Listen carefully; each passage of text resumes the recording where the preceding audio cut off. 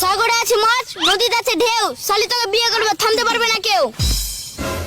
জান বাঁশের পাতা খুসখুসে লাউয়ের পাতা লরম, তোমার ঠোঁটে কিস করতে লাগে আমায় শরম। কে রে? এই কার সাথে কথা বলছিস ফোনে? স্যার মালার সাথে। বাঁশবাগানের মাথার উপর চাঁদ উঠেছে, ওই সবার একটা জিএফ আছে, আমার জিএফ কই? এই তুই একটা ছোড়া বলতো। আতা গাছে তোতা পাখি, ডালিম গাছে মৌ, আপনার মেয়েকে বিয়ে করে বানাবো ওই বউ। হাত পা ভেঙে দিব, আসিস কি করে বিয়ে করবি? টিনের চালে বৃষ্টি পড়ে মাটিতে হয় কাদা, আপনার সামনে বিয়ে করবে থামতে পারবে না কার বাপ দাদা।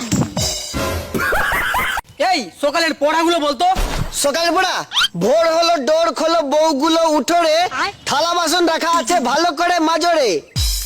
এই বলতো পৃথিবীতে ভালো স্বামী কে? ভালো স্বামী যে বউয়ের কাজ করবে কষ্ট দেখে আরেকটা বউ ঘরে আনে, সে হলো আসল স্বামী। এই চুপ। এই তুই বলতো 5 থেকে 2 বাদ দিলে কত হয়? জানি না স্যার। তুই এইটুকু জানিস না? তুই একটা আস্ত বড় গরু। স্যার আমি গরু না, আমি তো ছোট, আমি তো বাছুর। সুচ হয়ে ঢুকে আর ফল হয়ে বের হয়, এটা কেউ ধরন দে তো। উদাহরণ দিব, আজকালকার টিউশনের মাস্টার। কেমনি রে? টিউশন মাস্টার হয়ে বাড়িতে ঢোকে আর জামাই হয়ে বের হয়।